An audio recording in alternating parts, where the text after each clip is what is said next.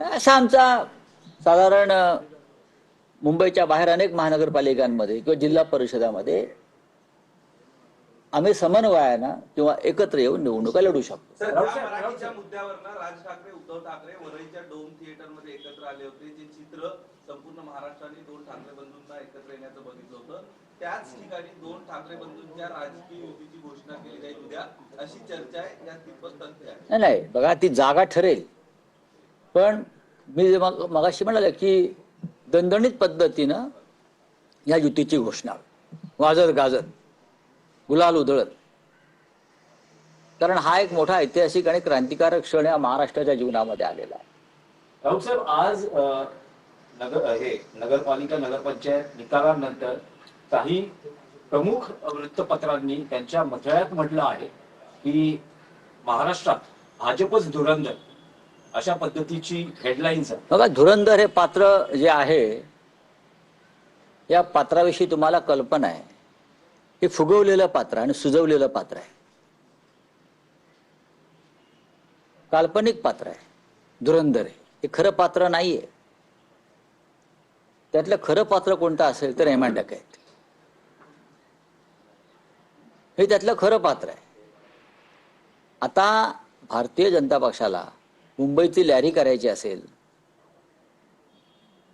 Larry, तर ते अशी धुरंधर धुरंधर अत्यंत खोटं पात्र आहे, सुजवलेलं आणि फुगवलेलं पात्र आहे ते धुरंधर.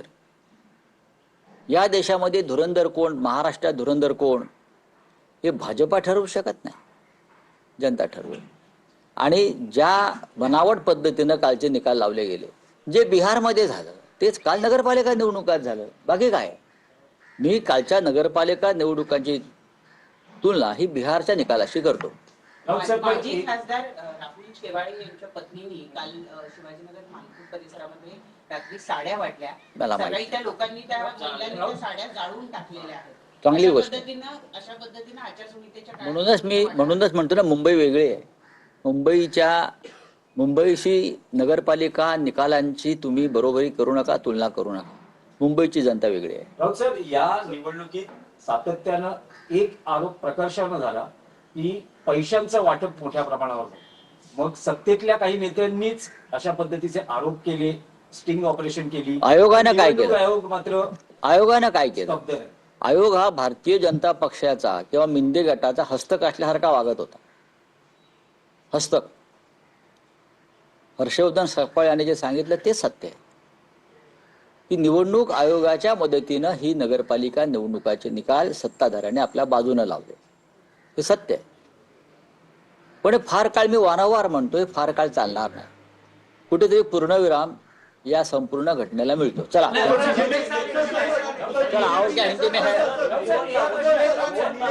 हिंदी में क्या है? बात ऐसी है, बीजेपी सबसे बड़ी पार्टी कैसे बनकर आती है सबको मालूम है.